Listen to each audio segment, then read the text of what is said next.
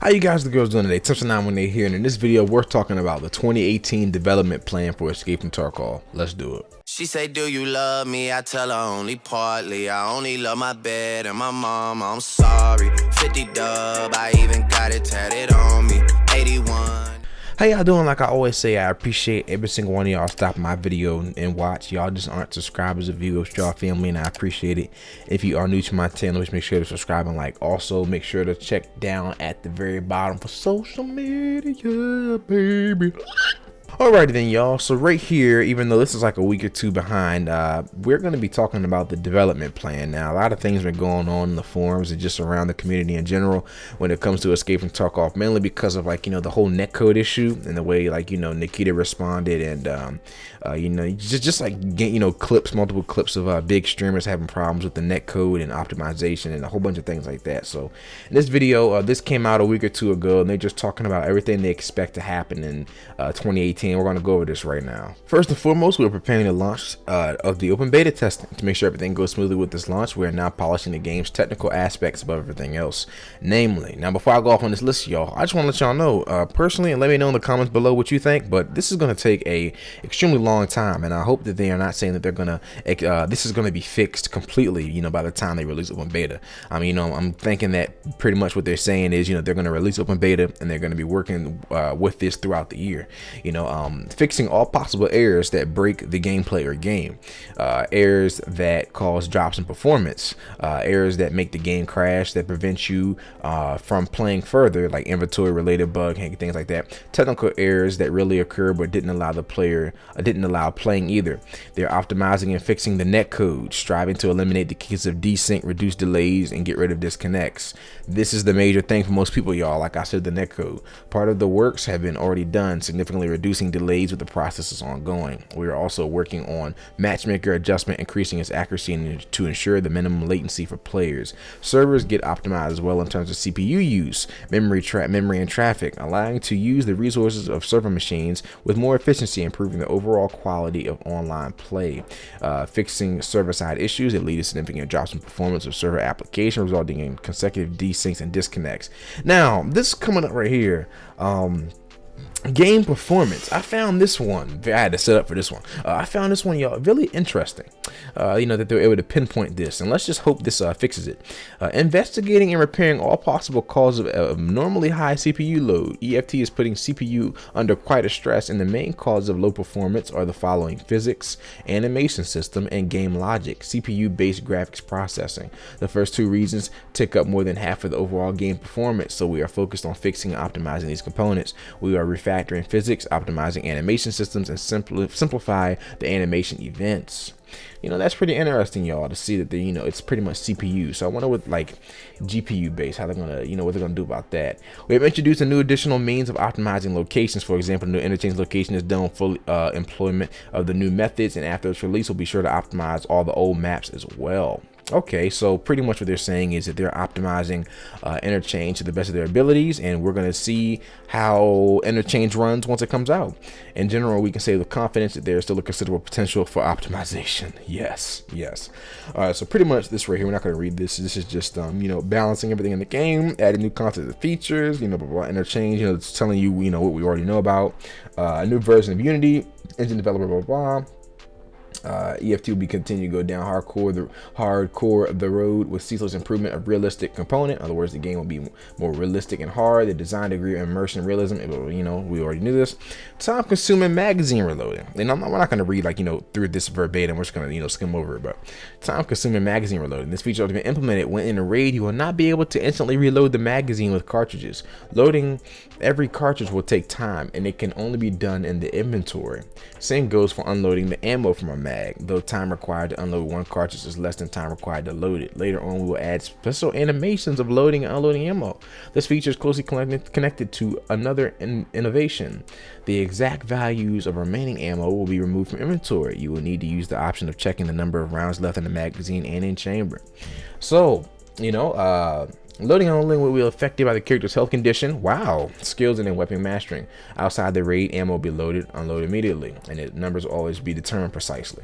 All right, so animation. This is a big thing right here. Animations for medical supplies, food, and other consumables.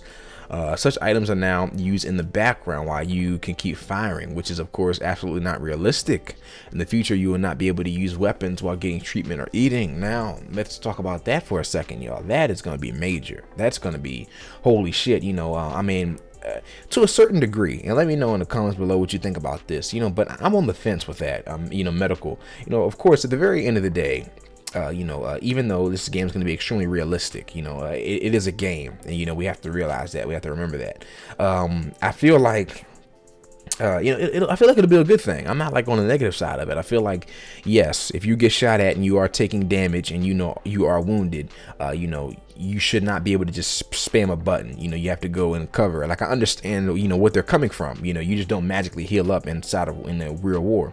And this will also, make you way more cautious of, going into fights, because now you just can't, run away, heal up, and come back, or you just can't heal while shooting someone down. My only situation, my question, certain situations are how they're gonna play out. If you get in a shootout with someone and y'all are both, fighting each other, and y'all are both wounded, it's or if the other person wounds you, you're pretty much gonna die. If the other person wounds you and you didn't wound them or hurt them that bad, either if they know you're running away, they're gonna chase you down. People still do this right now, but I feel like the aggression is gonna become a lot harder. And on top of that, what they're gonna do with morphine and painkillers, so it's when we're running and you get your leg shot out, the way that it works right now is that if you get your leg shot out and you can keep on running, but if you stop, that's when you can't, until you lose painkillers or morphine again. So my question is, let's just say you're getting shot at. So does that mean you're going to have to get shot at and, stop in the middle of what you're doing and, lay prone? Hopefully the person's nowhere near you. He's on top of a hill, and then you inject the morphine and, you go through that animation. It's going to be weird to see, people's response from it. But let me know how you think about it. All right. So off raid treatment and parameters recovery, the very important innovation, which will get rid of a magical full recovery health and other parameters after exiting the raid.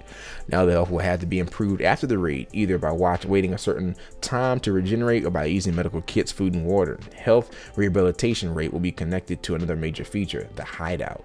So that I don't mind that. I mean, it really depends. Like they said, with the whole thing being a certain time to regenerate. I hope it's not like a scav kind of thing. It's people are impatient, and I wouldn't want to have to wait 10 or 15 minutes. I understand them would try to argue and debate and say that, of course, don't try to get hurt in a raid then.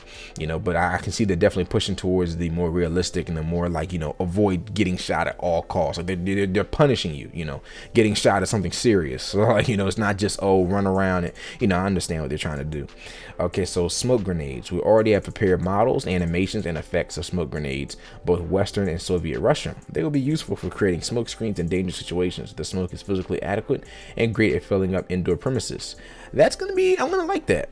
I remember they were talking about this early on, and that's gonna be interesting to see. I want to see that. Under barrel grenade launchers. Here we go. Here we go, y'all. Here we go with the bullshit, the noob tube and Call of Duty type shit. I'm not saying a game like Call of Duty, but here we go. It's a long announced feature that turned out to entail a lot of difficulties while adding to the game, especially on the part of network logic. Nevertheless, UBGL are getting an added to the game before long. Man, that's under barrel. Okay, it's holy shit. Troubleshooting, dealing with jamming, misalignment, and misfires, ammo quality. Introduction to this feature will make the players pay attention to tracking of the ammo quality and weapon state. Who knows, maybe out of commission, AK will jam dead or even explode in your face, ending the raid prematurely. This feature is also related to weapon overheating. Holy shit. Improvement of medical supplies, stimulants, addiction, overdose, and side effects from medicines. Stimulants will be sold by the therapist, will improve your skills, even beyond the maximum level for a limited time. Beware the side effects though. Now, when they say beware of the side effects, y'all, holy shit, I can't wait to see what kind of side effects. So I'm guessing, you're in a raid, and how you decide to stay in a raid after you get in a fight. I mean, I would always think to myself, man, I've just taken 4 painkillers. I'm pretty sure, and I would just think this in the back of my head, like, oh man, I've injected 3 morphines or 4. I'm pretty sure I'd be dead by now because I've just taken fucking all these pills, things like that. So it'll be something to see. Ongoing introduction of new skills, in particular, faction-specific skills will be available only to a particular PMC. That'll be nice. Scav leaders, Jesus H Christ, Lord forgive me, but Lord have mercy, man. Scavs, guys. God damn it. Here we go. We're now actively adding new PvE enemies, scav bosses. Oh shit, man. I thought scavs were bad enough with their damn toes shooting you from 80 miles away. Each with unique appearance, gear, and behavior. Every such boss will be surrounded with an escort of hardened thugs who are just desperately defend their thief. Oh, that's gonna be an issue. Can you imagine just being in a fight over at construction or something? And like you just in like a shootout, you just hear like some footsteps and you turn around and it's like you're fighting an actual PMC squad, but then you turn around and see like a scav squad rolling up on you with this dude with fucking Ford and ops, and it's a damn scav. God damn it. Flea market feature. Yeah, we have that in the game, but we can't click on it. Feature that lets you put your own goods up for sale. It is also related to the handbook. All examined items will be recorded there. Search system. It'll make possible, for instance, finding all the sales associated with the 74N and kits. Wow, that'll be nice. Voice, oh my god. The ability to communicate with voice in the radio with positioning and range of hearing. That's how radios will work later on. Okay, so it'll be like a radio. I thought it was gonna be like really trolly. I was like, wait until they add voice in this game to see what the hell's gonna happen. Have a whole bunch of halflings running around screaming "Sludgy" and just like playing music through the damn speakers. Changing the character appearance. Yes. Yes, man. Yes. I'm tired of my damn PMC, my damn USEC looking like he just came fresh out of the damn Marine Corps. Like, I mean, but, you know, I mean, that's obvious, you know, but like, you know, like the USEC and the Bear, man, like give us some kind of variety. Like they all look the damn same. Like they served in section 26. Like, come on. A special service provided by traders who will also allow to change the appearance of the character's upper and lower body parts. At this point, we will have 5 sets of apparel. Oh shit. Okay, thanks to this, you have the opportunity to pick camo more adequate to task, daytime, or terrain. I thought they meant like facial features and shit. So you're still gonna have like that, you know, that military haircut, look like, you know, you look like you or Earth, you know, a flat Earth supporter. New types of exits from locations. There will be locations with no permanent exits. What? Oh wow. Where you will need to use the flares to enable the extraction, thus attracting attention of everybody in the vicinity. Pre-purchase special exits in advance before the start of the raid. Oh, that'll be nice. Oh, okay. Oh, that'll be lit. Wow, that'll change it up even more. I take that. I mean, you know, like you said, you know, the downside is everyone who's in the area.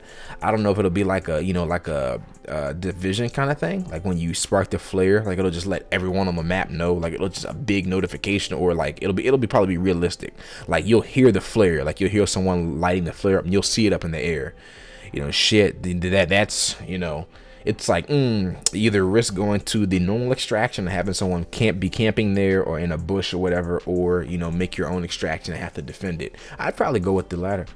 A hideout, a huge feature that adds the ability and adds the building and management of your own hideout. Its upgrade and outfitting will increase the stash, speed up rehabilitation, and the possibility of crafting different items, including homebrew liquor and omnipresent Bitcoin farm. What? Whoa, Bitcoin farm. All content assets are already complete. Now it's turned for programming logic and interfaces. Wow. Arena. Everybody was talking about this. A separate game mode full of interesting innovations, competitive and exciting. Extensive coverage of all the arena will be out later. As mentioned above, this is just part of the list of all the features that are going to be in the game. It's worth pointing out that this year we'll have another interaction of graphics improvements without affecting performance, updating lighting, vegetation, shadows, post effects, so on and so forth. More on top of that, we'll add new weapons and load of customizations for them, including functional 2-barrel shotguns and revolvers. Ooh. New equipment is going to include 10 plus helmets, body armor, tactical vests, other headgear, glasses, balaclavas, headsets, and of course new locations. After interchange, we're going to continue with Streets of Tarkov. On a parallel track, we'll start building indoor location with the same CBQ Spirited Factory, the Terra Group Lab. This year we are expecting to finish all the locations necessary to release. As you can see, the plans 2018 are rather formidable. With your support, however, the work goes faster. Thank you for being part of Skipping Tarkov. More fear, more gear. So y'all, I'd have to say this whole list, once again, y'all know me, I'm looking forward to the boy. Let me tell you something. I'm looking forward to this. I want to see from fixing all possible errors that are breaking or playing the game, server optimizing the game performance, and everything that has to do with netcode. That is my main concern. That's what I'm looking forward to, y'all. Let me know in the comments below what you're looking forward to. I want the game to work good. I want the game to work well first before we get to and worry about, you know, everything else. Also, smoke grenades. I'm not really a big fan. Like I said, I'll accept it. I'm not really a big fan of the whole animations for medical supplies, things like that. It's realistic, I understand that, but you know. But smoke grenades, and I probably have to say the hideout. It's probably the, you know, the things I'll be looking forward to. Oh yeah, of course, and the being able to extract, special extract. Let me know what you think, y'all, and I'll catch y'all in the next video. Tips 918 out. Lamborghini chain, rest in peace to my superior. Hermes link a feed a village in Liberia. TMZ taking pictures causing my hysteria.